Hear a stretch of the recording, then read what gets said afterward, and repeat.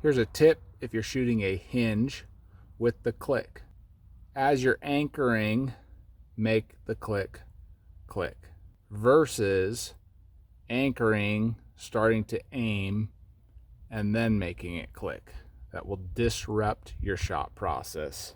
Here it is while aiming.